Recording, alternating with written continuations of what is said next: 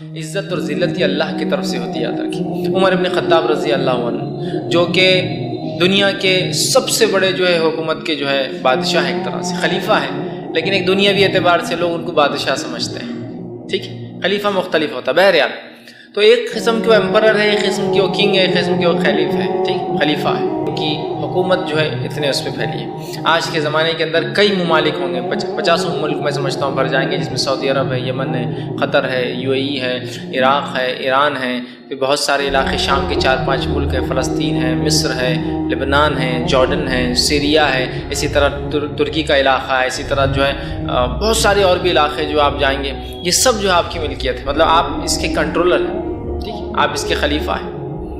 اور جو ہے اسی زمانے میں فارس لٹ رہا ہے، فارس برباد ہو رہا ہے، جو دنیا پرست لوگ ہیں ان کے لیے دنیا سب کچھ ہے، آخرت کا کوئی تصور نہیں۔ فارس کے بادشاہ اور شاہان کا یہ حال ہے کہ جب بیٹھتے ہیں تو 50 کلو کا تو سونے کا تاج پہنتے ہیں، جو تاج سر پہ نہیں رکھا جا سکتا اس لیے اوپر لٹکتا ہے ایک چین کے ذریعے، مطلب سر اس کے اندر ڈال کے بیٹھ جاتے ہیں جا کے تخت پہ جب بیٹھتے ہیں۔ تو قالین جو بچھایا جاتا ہے وہ قالین اتنا قیمتی ہے کہ اس زمانے میں 8 لاکھ دینار کا وہ بنا ہوا ہے، 8 لاکھ سونے کے سکے، جو کہ ہر سکے کا وزن 4 گرام ہوتا تھا ایک دینار کا۔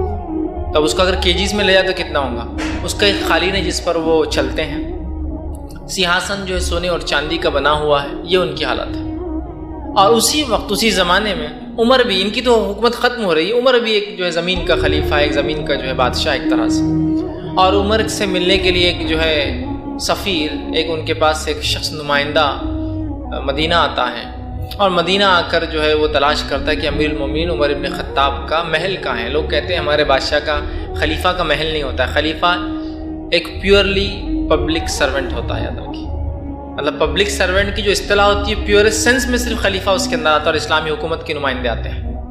بہرحال تو کہا اس کا محل وحل نہیں ہوتا ہے، تو کہا کہاں ملیں گے؟ تو کہا وہاں مسجد ہے، وہاں مل جائے گا، مسجد نبوی میں گئے، جانے کے بعد دیکھے تو مسجد نبوی میں کوئی انسان نہیں ہے، ایک شخص ہے جو سو رہا ہے اور کروٹ لیے ہوئے، آڑ مطلب اپنے سیدھے ہاتھ پہ سو رہا ہے، اور اس کے کپڑوں پر پیون لگے ہوئے، پیچز لگے ہوئے، سلے ہوئے۔ اب یہ نمائندہ کہتا ہے کہ اب کوئی نہیں، تو اس سے پوچھتے بھائی کہاں ہے تمہارا بادشاہ، کہاں ہے تمہارا امیر؟ اٹھاتا ہے اور کہتا ہے کہ عمر ابن خطاب کہاں ملیں گے؟ تو وہ شخص جو اٹھتا ہے کہتا ہے کہ کہو کیا کام ہے مجھ سے تم کو؟ وہی مسلمانوں کا خلیفہ، وہی مسلمانوں کا بادشاہ، وہی ہے عمر جو اتنے بڑے جو ہے زمین کا 2 لاکھ مربع میل زمین کا اکیلا مالک ہے، اور اس کی حالت دیکھی کہ وہ پھٹے ہوئے کپڑوں میں مسجد میں ایک عبادت گاہ کے اندر جو ہے سو رہا ہے آرام سے۔ سفیر بات چیت کرتا ہے، لیٹر پہنچاتا ہے، واپس بادشاہ کے پاس جاتا ہے اور کہتا ہے بادشاہ سلامت۔ ابھی جنگ شروع نہیں ہوئی تھی عمر ابن خطاب کی، لیکن کچھ علاقے تو مسلمان لے چکے تھے فارس کی، پرشین امپائر کی۔ جا کر رپورٹ پیش کرتا ہے اپنے بادشاہ کو، بادشاہ سلامت، ہم کبھی بھی جو ہے عمر کی خلاف فتح نہیں پا سکتے۔ کہا کیوں؟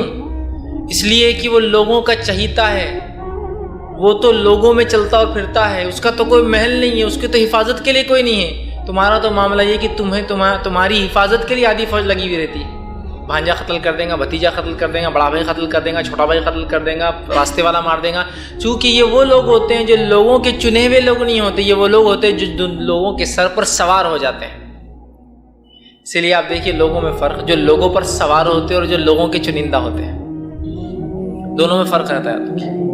لوگوں پہ سوار لوگوں کو ہمیشہ اپنی حفاظت کی ضرورت پڑتی ہے، اور لوگوں کے چنندہ لوگ جو ہے ہمیشہ لوگوں مقبول اور گھومتے اور پھرتے ہیں، جس کی پچھلے کئی زمانوں پہلے تک بھی کچھ مثالیں ہم دیکھ سکتے ہیں۔ ہندوستان کے اندر بھی ایسے میں نے دیکھا جو چیف منسٹرز تھے کچھ اسٹیٹ کے، جو اپنے 2 ویلر پہ گھومتے تھے، عام گاڑیوں پہ جا کر چائے پیتے تھے۔